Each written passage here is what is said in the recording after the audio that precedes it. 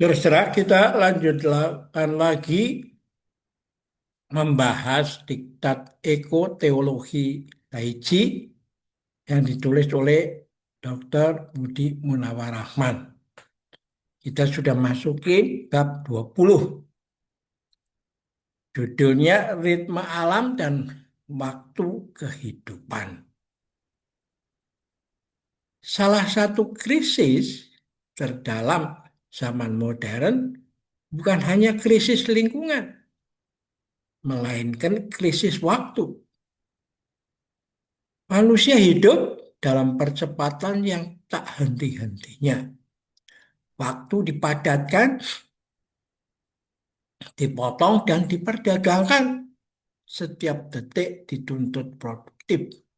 Setiap jeda dicurigai sebagai pemborosan.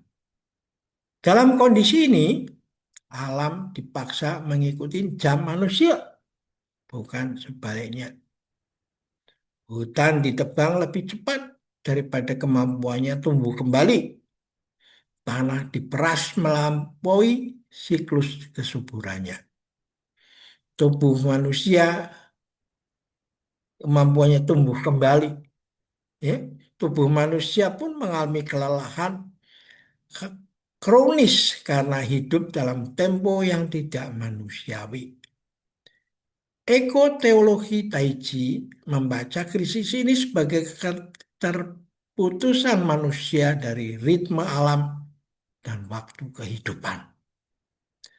Ritme alam bersifat siklik, bukan linear. Ia bergerak melalui musim pasang surut, pertumbuhan dan peluruhan, terang dan gelap. Tidak ada fase yang berdiri sendiri. Setiap akhir mengandung awal dan setiap awal membawa ingatan akan akhir. Dalam ritme ini, kehidupan menemukan keseimbangannya. Sebaliknya, waktu modern dipahami secara linier dan kumulatif. Masa depan harus selalu lebih cepat dan lebih besar dari masa kini. Pertumbuhan menjadi tujuan itu sendiri, terlepas dari batas ekologis. Ketika logika ini diterapkan pada bumi, krisis menjadi tidak terelakkan. Dalam kosmologi Taoism, waktu tidak dipisahkan dari kehidupan. Waktu adalah kualitas dari perubahan, bukan wadah netral tempat peristiwa terjadi. Lao Tzu menekankan bahwa kebijaksanaan terletak pada kemampuan mengikuti waktu yang tepat, bukan memaksakan kehendak pada waktu. Ada saat untuk bergerak dan ada saat untuk berhenti. Ada saat untuk menanam dan ada saat untuk menuai. Melanggar ritme ini bukan hanya tidak bijaksana, tapi merusak tatanan kehidupan. Tai Chi adalah praktek yang mengembalikan manusia pada mengalami waktu yang hidup. Dalam latihan, waktu tidak diukur oleh jam, tapi oleh napas dan gerak. Satu rangkaian gerak dapat terasa singkat atau panjang tergantung kualitas perhatian. Waktu menjadi kualitatif, bukan kuantitatif. Pengalaman ini sederhana, tetapi revolusioner. Ia menantang asumsi bahwa waktu harus selalu dihemat dan dipercepat. Tai Chi menunjukkan bahwa waktu dapat dihuni, bukan dikejar. Henry Bergson membedakan antara waktu mekanis dan durasi yang dialami. Waktu yang hidup dan tak tereduksi menjadi angka. Durasi adalah waktu sebagaimana dirasakan oleh makhluk hidup dengan penuh.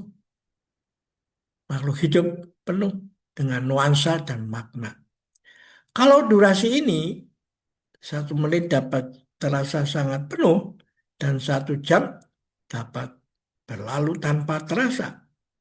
Ekoteologi Taiji berakar pada pemulihan durasi ini, karena hanya dalam durasi manusia dapat merasakan keterhubungan dengan ritme alam itu. Ritme alam juga mengajarkan tentang batas. Tidak semua proses dapat dipercepat tanpa konsekuensi. Kehamilan memiliki waktunya sendiri. Penyembuhan memerlukan sabaran. Ekosistem membutuhkan jeda untuk pulih. Ketika manusia mengabaikan batas-batas ini, ia menciptakan ilusi efisiensi yang mahal biayanya. Tai Chi melalui gerak lambat, melatih tubuh untuk menghormati batas. Tubuh segera memberi sinyal ketika dipaksa melampaui ritmenya. Pelajaran ini, jika dibawa ke tingkat ekologis, menjadi etika waktu yang menghormati kehidupan. Chuang sering menertawakan manusia yang terlalu sibuk mengejar tujuan hingga kehilangan kehidupan itu sendiri. Dalam kisah-kisahnya, mereka yang terburu-buru justru gagal, sementara yang mengikuti alur menemukan jalan yang lebih lapang. Kritik ini sangat relevan dalam dunia yang mengukur keberhasilan melalui kecepatan. Chuang mengingatkan bahwa hidup bukan perlombaan, melainkan pengembaraan itu. Krisis iklim juga merupakan krisis waktu. Dampak emisi hari ini baru sepenuhnya terasa puluhan tahun kemudian. Waktu politik yang pendek bertabrakan dengan waktu ekologis yang panjang. Keputusan diambil berdasarkan siklus pemilu, bukan siklus bumi. Wah, ini menarik ini. Ekoteologi Taiji menawarkan perspektif waktu yang lebih panjang dan lebih sabar. Ia mengajarkan kesetiaan pada proses, bukan obsesi pada hasil instan. Kesetiaan ini bukan sikap pasif, tetapi komitmen jangka panjang terhadap kehidupan. Hannah Arendt menulis bahwa dunia bersama manusia membutuhkan durabilitas, kemampuan bertahan lintas generasi. Tanpa durabilitas, tindakan manusia kehilangan makna karena tidak meninggalkan dunia yang layak huni bagi yang datang kemudian. Ritme alam menyediakan kerangka durabilitas ini. Ketika manusia hidup selaras dengan ritme alam, ia segera secara implisit memikirkan masa depan yang melampaui kepentingan sesaat. Tai Chi melatih kesadaran lintas waktu ini melalui pengulangan yang bermakna. Setiap latihan mengulang gerak yang sama, tetapi tidak pernah identik. Tubuh berubah, suasana berubah, kesadaran berubah. Pengulangan ini bukan stagnasi, melainkan pendalaman. Dalam pengulangan, praktisi belajar bahwa perubahan sejati sering terjadi secara perlahan dan tidak mencolok. Prinsip ini bertentangan dengan budaya inovasi instan yang selalu mencari hal baru tanpa sempat merawat yang lama. Walah, ini dalam benar ini ya. Ivan Illich mengkritik masyarakat industri karena menghancurkan ritme hidup manusia demi percepatan dan skala. Ia membela kehidupan yang dapat dijalani dalam tempo manusiawi, di mana kerja, istirahat, dan perayaan memiliki tempatnya masing-masing. Ekoteologi Taiji sejalan dengan kritik ini. Ritme alam bukan nostalgia romantis, melainkan syarat bagi keberlanjutan manusia dan bumi. Ritme alam juga mengajarkan tentang kematian tak sebagai bagian dari kehidupan. Musim gugur tidak gagal karena gugur. Ia justru memungkinkan musim semi. Dalam budaya modern, kematian sering disangkal atau disembunyikan. Penyangkalan ini mendorong obsesi terhadap pertumbuhan tanpa akhir. Tai Chi dalam sederhananya mengajarkan penerimaan terhadap perubahan dan peluruhan. Setiap gerak berakhir agar gerak lain dapat dimulai. Penerimaan ini memiliki implikasi ekologis yang mendalam karena keberlanjutan membutuhkan keberanian untuk melepaskan. Dalam cerita silat kan begitu tuh. Ketika jago lama sudah bercokol dan melihat anak muda muncul untuk menantangnya, maka dia tidak bertahan. Dan dalam cerita silat diceritakan dia hanya menggunakan pukulan dari yang baru datang itu untuk mas mental masuk ke hutan itu dan lalu berteriak nyaring Kyonghi terselamat seperti gelombang sungai Tiangkang yang datang duluan didorong oleh yang datang kemudian. Jadi semua berjalan smooth itu, ya. Semua mengikuti alur itu. Ya. Martin Heidegger berbicara tentang manusia sebagai makhluk yang berada dalam waktu dan eksistensinya ditandai oleh kefanaan. Kesadaran akan kefanaan tidak harus melumpuhkan, tapi dapat memperdalam tanggung jawab. Ketika manusia menyadari keterbatasan waktunya, ia lebih mungkin bertanya tentang warisan apa yang ingin ia tinggalkan. Ritme alam membantu menempatkan kefanaan manusia dalam konteks kehidupan yang lebih luas. Ya, saudara, saya ingat suatu kisah yang menarik zaman kuno yang selalu saya sampaikan dan perbarui kontekstualnya, yaitu tentang seorang lulusan sarjana ilmu pertanian yang sudah mencapai magister manajemen itu. Dia melihat seorang kakak yang sudah tua sekali, tapi menanam pohon korma itu, yang menurut ilmu manajemen itu tidak masuk akal itu. Kamu kalau berbuat sesuatu kan harus ada untungnya. Dia mengatakan, kayak ngapain you kerja ini? Panen pertamanya pun kamu sudah mati. Si kakak itu menengok pun kagak dan hanya meneruskan kerjaannya. Dia hanya menjawab, bertanya balik. Makanya yang lu makan sekarang ini buatan siapa? Si sarjana pertanian itu mulai terperangah itu. Itu kan buatan yang generasi orang lain, bukan oleh tanganmu sendiri kan. Kamu hanya menikmati aja. Lantas, apa yang kamu kerjakan setelah kamu mati?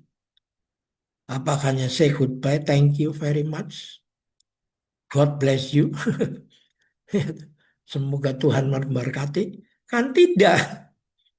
Kamu harus sebagai balasan membuat sesuatu pada generasi yang berikutnya. Tuh. Mendengar itu si sarjana pertanian yang sudah lulus MBA itu terang kaget dan lalu diam-diam meninggalkan kakek itu. Karena dia sudah disentil hatinya bahwa sikap yang begitu bisa diterapkan dalam kehidupan yang terus berlangsung toh. Dalam praktek komunitas, memilih ritme alam berarti menata ulang cara hidup bersama. Pertanian yang mengikuti musim, pendidikan yang memberi ruang bagi refleksi, dan ekonomi yang menghargai jeda adalah contoh konkret. Namun perubahan ini sulit terjadi tanpa perubahan kesadaran waktu pada tingkat individu. Tai Chi memulai perubahan ini dari tubuh. Tubuh yang terbiasa bergerak dalam ritme yang sadar, lebih peka terhadap ketidaksinkronan hidup sehari-hari. Dari kepekaan ini, pilihan hidup yang lebih selaras dapat muncul. Thomas Berry menekankan bahwa manusia perlu memasuki kembali waktu bumi.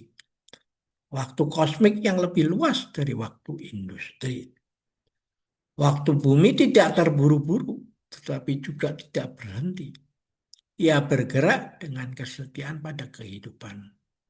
Ekoteologi Tai Chi mengambil ajaran ini secara literal melalui praktek yang melatih tubuh untuk hidup dalam tempo bumi.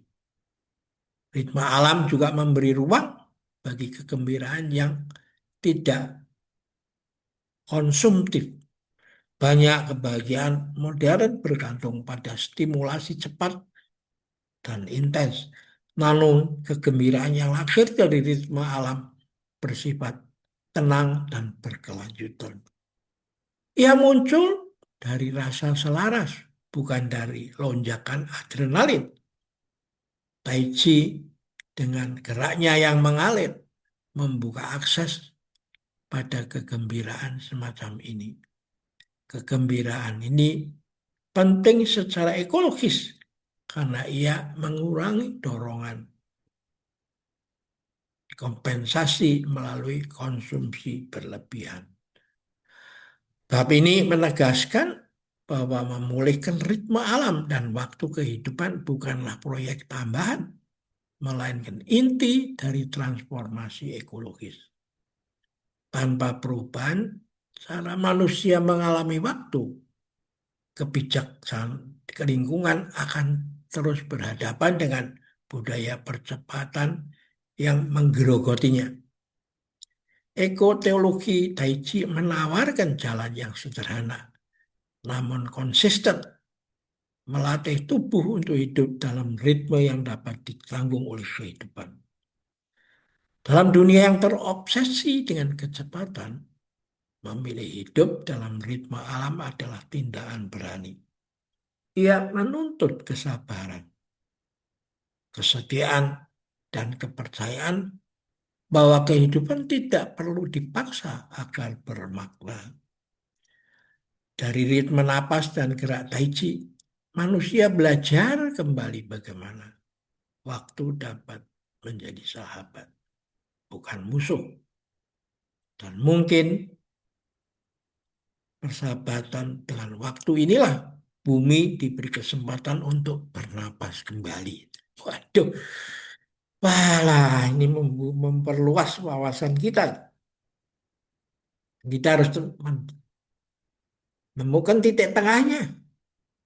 Karena misalnya dalam makan, menciptakan pangan itu. Pangan tumbuh menurut darah hitung, sedangkan manusia bertumbuh menurut darah ukur itu. Selalu ada kesenjangan. Dan inilah tantangan kita supaya hidup saat ini dan di sini here I know sebagai indah dan suci untuk dijalani. Ya, diberi makna spiritual ya. Ini daftar pustakanya. Pustakanya ya, Aaron Bergson, Thomas Berry, Heidegger, Illich, Lao Tzu, dan Chuang Tzu. Ya. Weh, menarik sekali ini ya. Tapi kita juga harus sadar bahwa kita harus hidup bisa menyelesaikan tantangan dari kehidupan itu. Oke, kita akhirin di sini. Sampai jumpa lagi.